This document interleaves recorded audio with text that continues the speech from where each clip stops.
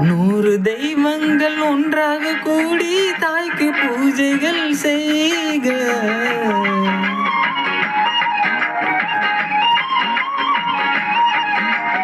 இமய மலைகளும் 7 கடல்களும் தந்தை நாமமே சொல்க.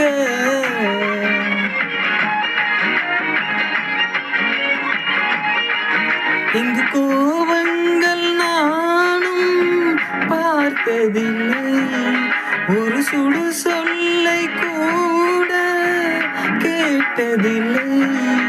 ஒரு ஏழை தாய் போல் உலகில் செல்வமில்லை, தாய்தானே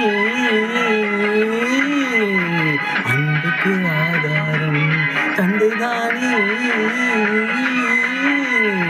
அறிவுக்கு ஆதாரம். அந்த வானுக்கு 2 தீபங்கள், அவை